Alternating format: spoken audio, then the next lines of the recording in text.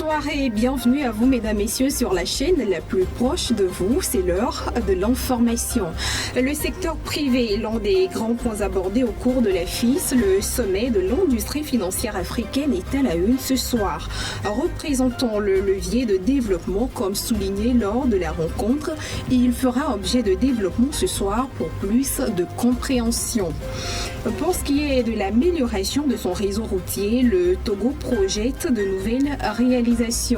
Dans cette logique, le dédoublement de la nationale numéro 1 et la construction d'une liaison ferroviaire partant de Lomé à Sine-Kassé sont en vue. Nous vous donnons dans cette édition des nouvelles sur ce projet.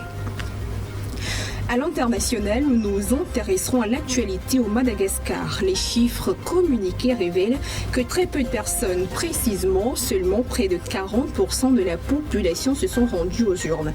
Les détails, vous les aurez dans un instant. Et puis en fin de journal, nous parlerons d'expulsion des migrants. Le Royaume-Uni vient de faire la promesse d'un nouveau traité d'expulsion de migrants vers le Rwanda. Vous aurez les explications, mais pour l'heure, nous entamons avec les informations à la page nationale.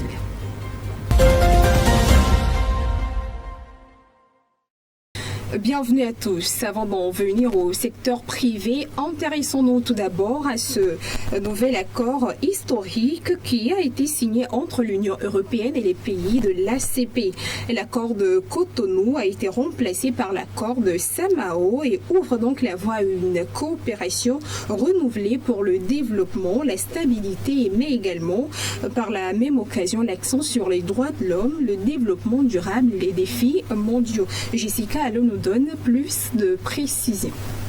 Considéré comme l'un des cadres de coopération les plus anciens et les plus complets entre l'UE et les pays du tiers, l'accord de Cotonou qui visait à promouvoir le développement économique, social et politique des pays ACP a été remplacé par l'accord de Samoa cette année. L'accord Samoa a établi de nouvelles orientations pour la coopération future entre l'Union européenne et les pays ACP. L'accord de partenariat entre les États d'Afrique, des Caraïbes et du Pacifique, ACP, et l'Union européenne, UE, appelé accord Samoa, est signé le 16 novembre 2023 à Apia, capitale des Samoa. Il met l'accent sur les droits de l'homme, la démocratie, le développement durable, la paix et la sécurité, l'environnement, le changement climatique, les migrations et la mobilité. Les 27 États membres de l'UE et les 79 pays ACP représentant plus de 2 milliards de personnes s'efforceront de relever conjointement les défis mondiaux tels que le changement climatique et la gouvernance des océans. L'accord entrera en vigueur avec l'approbation du Parlement européen et la ratification par tous les États membres de l'UE et au moins 2/3 de membres de l'ACP. Dans le contexte de ces négociations, Robert Doucet a souligné l'appel de l'Afrique à un changement de paradigme dans les relations entre l'Europe et l'Afrique compte tenu de l'évolution géopolitique tant au niveau continental que mondial. On y revient finalement. Le secteur privé représente le levier de développement et est donc censé être de plus en plus considéré. C'est l'une des préoccupations que l'on retient du discours du chef de l'État à l'ouverture de l'Africa Financial Industry Summit à FIS. Ayant duré 2 jours, la rencontre s'est voulue en cadre de réflexion destinée à réinventer l'industrie financière africaine. Promis, Pomegbe nous fait le point. La 3e édition de l'Africa Financial Industry Summit à FIS, tenue dans la capitale togolaise, a permis aux participants d'échanger sur plusieurs sujets destinés à jeter les bases d'une industrie financière africaine compétitive et durable. Ministre de l'économie et des finances, gouverneur de banque centrale, représentants de grands groupes financiers et bien d'autres, ils étaient près d'1 millier de leaders et acteurs de premier plan de la finance continentale à prendre part à ce rendez-vous de haut niveau destiné à réinventer l'industrie financière africaine. Lançant les travaux, le chef de l'État togolais a rappelé le rôle crucial que devra jouer le secteur privé dans le financement du développement africain. Selon lui, le partenariat public-privé est d'une importance capitale et les États devront œuvrer à rassurer le secteur privé tout en valorisant les opportunités d'investissement et en se montrant transparents et à l'écoute. Entre autres, l'officiel a énuméré le financement du secteur privé, le dynamisme de la fintech, la dynamique des secteurs agricoles et industriels comme levier du développement. L'on gagnerait donc à renforcer la participation du secteur privé. Ceci permettra de transformer l'économie et générer plus d'emplois. Au Togo, des efforts s'entreprennent sur de multiples fronts pour une économie de plus en plus portée par un secteur privé dynamique et diversifié. L'on œuvre à renforcer le climat des affaires, notamment en facilitant la création d'entreprises, en réduisant les frais d'enregistrement et en facilitant l'accès au crédit. Nous poursuivons avec les finances. Le Togo, selon les dernières nouvelles de la Direction générale du budget et des finances, aurait réalisé 76% de son budget général de 2023 à fin septembre avec une augmentation de 23,11% comparée à celle de l'année dernière. Comment est-ce que cela s'explique? Gloire Lodenou nous situe. Le Togo a réalisé 76% de son budget général de 2023 à fin septembre, selon la Direction générale du budget et des finances DGBF. Les ressources mobilisées ont atteint 1 484 milliards de francs CFA, en hausse de 23,11% par rapport à 2022.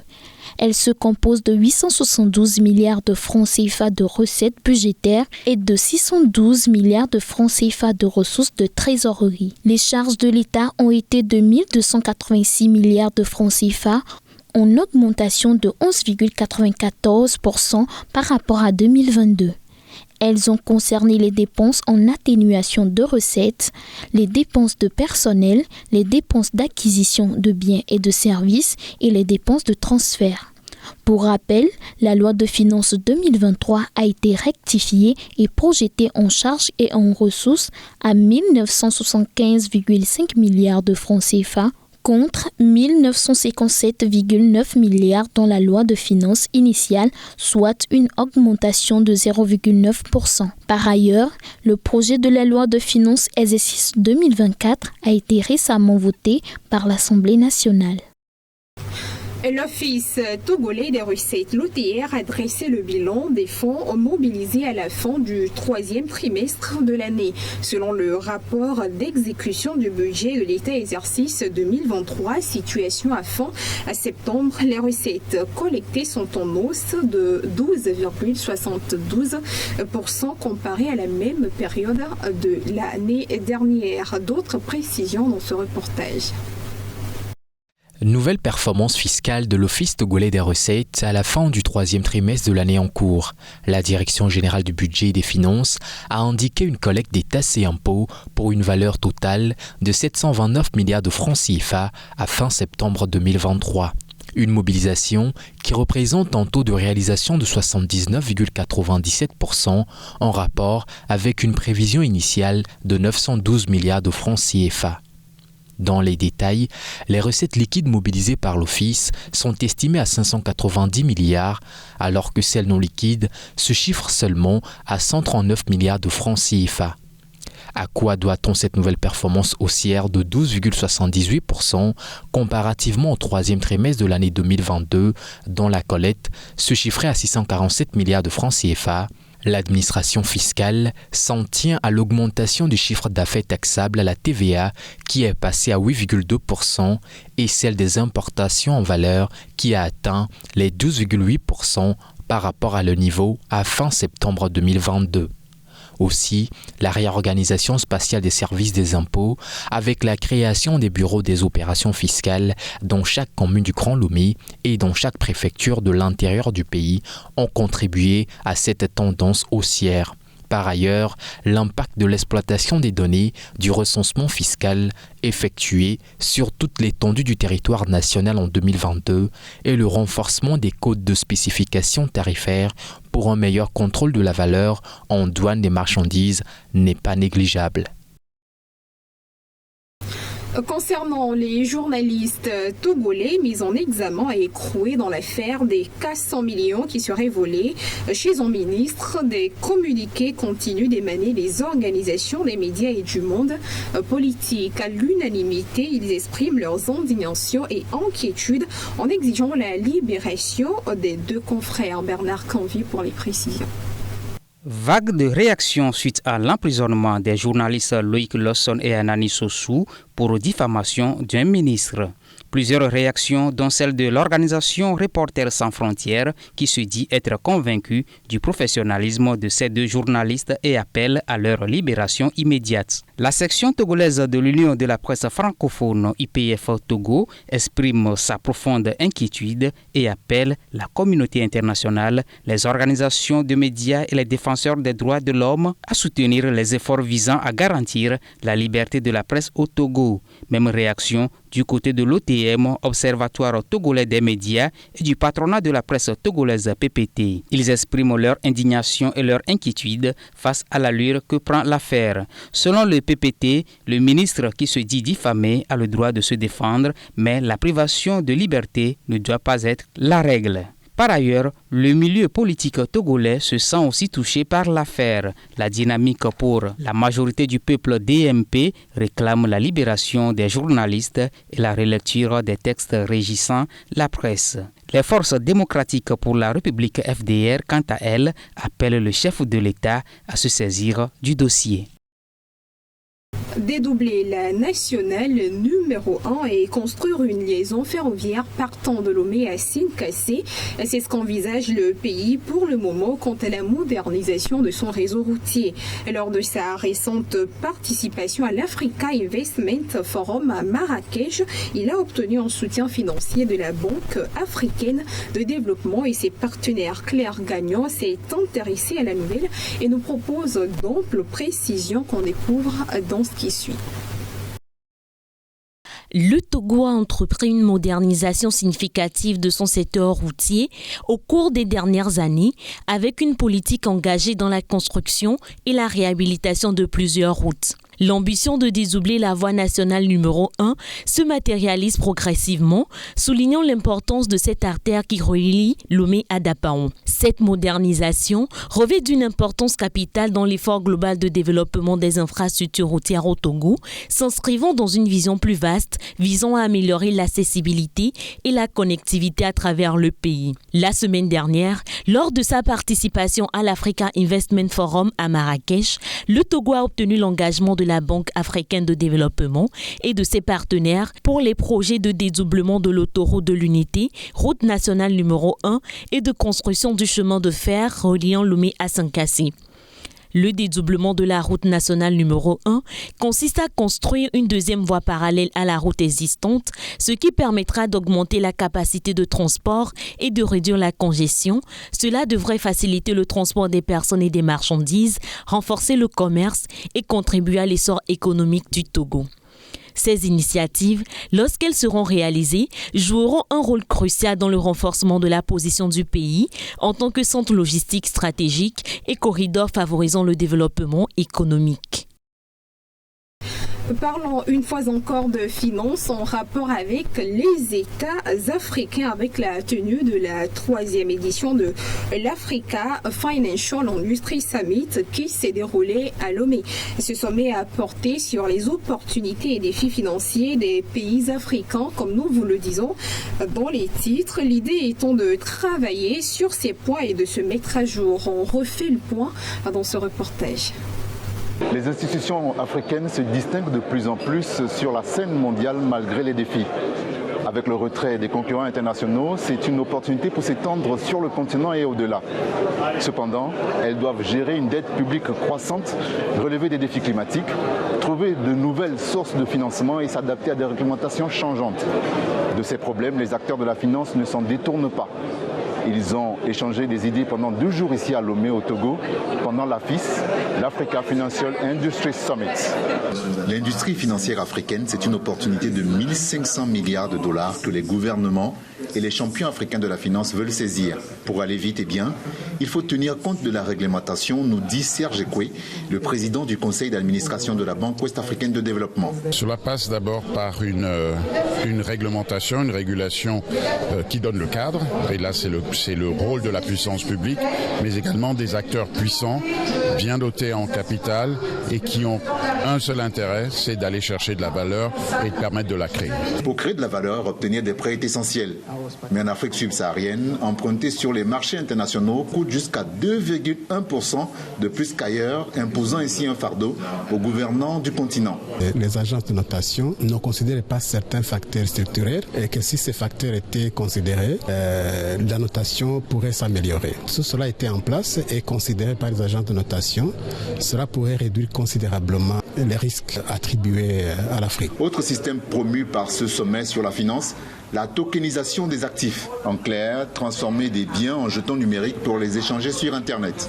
On parle d'un capital immobilier que les banques, les assurances ont, qui n'ont pas l'opportunité d'être liquides et qui, si elles étaient tokenisées, donc dont la propriété serait fractionnalisée pour permettre au plus grand nombre de la population de participer, ça permettrait d'apporter un énorme volume de liquidités. Autre sujet majeur, la cyberassurance qui suscite un vif intérêt chez les assureurs africains face à près de 2000 cyberattaques hebdomadaires. Beaucoup y voient une opportunité majeure. Et ces opérateurs d'assurance, y compris les régulateurs, y compris les réassureurs, doivent réfléchir sur les produits adaptés qu'on doit amener dans ce secteur-là, mais aussi comment ils doivent être réactifs, comment aussi dans cette industrie, les informations doivent être partagées pour être sûr qu'on apporte une offre de qualité pour pouvoir répondre à ces problèmes de cyberattaques et de cybersécurité. L'African Financial Industry Summit, organisé par le magazine Jeune Afrique, est devenu en 3 ans un événement majeur réunissant plus de 800 leaders de la finance africaine, incluant banquiers, assureurs, régulateurs et décideurs publics.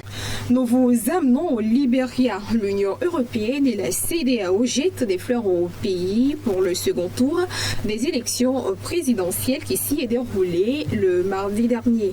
D'après ces organisations, les votes se sont bien déroulés. Transparence, précision et efficacité étaient au rendez-vous selon elle. Écoutez les précisions de l'observateur en chef adjoint de la mission de l'observation de l'UE, Jarek Domanski. Le Libéria a reçu jeudi les félicitations des observateurs de l'Union européenne et de la communauté des États d'Afrique de l'Ouest pour la bonne tenue du deuxième tour de la présidentielle. Le vote s'est tenu mardi et le dépouillement des bulletins est en cours. Le dépouillement a été pour l'essentiel effectué de manière efficace, précise et transparente, mais d'importantes étapes de réconciliation ont été omises dans le but d'accélérer le processus. Nos observateurs suivent en ce moment le processus de dépouillement dans les centres de décompte à travers le pays. Jusqu'à présent, le processus est transparent dans l'ensemble. Il est efficace et ordonné. Nous continuerons à suivre et à observer le décompte jusqu'à ce qu'il soit finalisé. Nous suivrons également le traitement des plaintes et des appels. La mission restera dans le pays jusqu'au 10 décembre pour suivre toutes les étapes restantes de ce processus électoral. Des résultats partiels donnent un léger avantage à l'opposant Joseph Boakai face au président sortant George Weah. Actualité au Malawi, les voyages à l'étranger des officiers du pays sont temporairement suspendus. C'est la nouvelle décision prise par le président Lazarus Chakwera pour faire face à la crise économique que traverse le pays. Les précisions dans cet élément. Le président du Malawi, Lazarus Chakwera, a décidé d'interdire temporairement les voyages à l'étranger à son gouvernement. Une mesure qu'il va aussi s'appliquer à lui-même pour aider son pays à réduire ses dépenses et faire face à la crise économique. Chakwera ne se rendra donc pas au sommet de la COP28 sur le climat, prévu à partir de fin novembre aux Émirats arabes unis. Cette décision a été annoncée après que le Fonds monétaire international a approuvé un prêt de 175 millions de dollars au Malawi. La monnaie du Malawi, le kwacha, sera dévaluée de 44% pour l'obtention du prêt du FMI. Le pays peine depuis des décennies à atteindre une croissance soutenue, bien qu'il ait reçu d'importants budgets d'aide au développement d'après le FMI. Et nous Nous vous le disons dans les titres, au Madagascar, malgré que les élections aient finalement eu lieu, la voix de l'opposition semble avoir été écoutée. La preuve, les chiffres communiqués par la CENI précisent que plus de la moitié de la population n'a pas répondu présent dans les centres de vote pour le compte du premier tour. L'opposition, quant à elle, même en n'étant pas satisfait des chiffres actuels, se réjouit quand même de cette preuve de maturité, dit-elle, qu'a faite la population malgache. Environ 60% des électeurs malgaches ne se sont pas rendus aux urnes jeudi pour le premier tour de la présidentielle, pour lequel la participation était un élément clé. 11 millions d'électeurs devaient choisir entre Andry Rajoelina et 12 autres candidats officiels. Donc sur les 250 points de vote, les inscrits sont à 131 521 et les votants à 51 422. Donc c'est ça le taux de participation. Le taux de participation c'est 39%. Le collectif de 10 candidats s'est félicité de ce fort taux d'abstention et avait annoncé plus tôt dans la soirée une participation au plus bas dans l'histoire électorale de Madagascar, aux alentours de 20%, selon des chiffres qui leur ont été transmis. Nous, collectif de candidats, réitérons aujourd'hui que les élections n'ont pas respecté les normes démocratiques requises et ça a été prouvé par les résultats provisoire du taux de participation donné par les observateurs qui sont au plus bas depuis l'histoire électorale de Madagascar. Cela prouve que le peuple malgache a montré sa maturité politique en restant chez eux et en écoutant l'appel du collectif et de toutes les forces vives de la nation à ne pas cautionner une élection volée d'avance. Et sans surprise, Andry Rajoelina, qui a mené une campagne électorale quasiment tout seul, est en tête avec un score de plus de 70% des suffrages exprimés dans les bureaux de vote où le décompte a eu lieu. Et la dernière pour clore cette édition, le Royaume-Uni a fait la promesse d'un nouveau traité d'expulsion de migrants vers le Rwanda. C'était hier et selon les précisions du gouvernement britannique, cela se fera conformément au droit international. Suivez ce reportage pour en savoir plus, notamment sur les raisons d'une telle décision et ce qu'en pensent les autorités rwandaises. Le gouvernement britannique a promis jeudi un nouveau traité avec Kigali dans les jours qui viennent pour expulser vers le Rwanda des demandeurs d'asile sans enfreindre le droit international, au lendemain d'un rejet par la Cour suprême.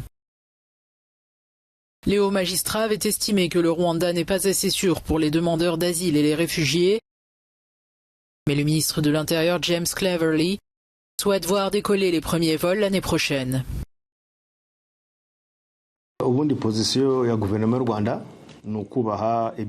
La position du Rwanda en la matière est de respecter toutes les décisions rendues par les tribunaux en général, en particulier lorsqu'il s'agit d'une décision de la Cour suprême. Toutefois, cela ne signifie pas que nous ne pouvons pas être en désaccord avec la Cour. Si les juges britanniques ont estimé que l'envoi de demandeurs d'asile au Rwanda était illégal, ils auraient pu se rendre d'abord au Rwanda. S'ils pensent que le pays n'est pas sûr, pourquoi ne pas se rendre au Rwanda pour mener leur propre enquête? Le Royaume-Uni aurait dû inviter le Rwanda à participer à l'audience du tribunal. Mais rien de tout cela n'a été fait avant l'arrêt rendu hier par la Cour suprême. Cet accord, qui court sur une durée de 5 ans, prévoyait que Londres verse en contrepartie à Kigali 160 millions d'euros pour la prise en charge des migrants expulsés. Pour de nombreux Rwandais, c'est la déception.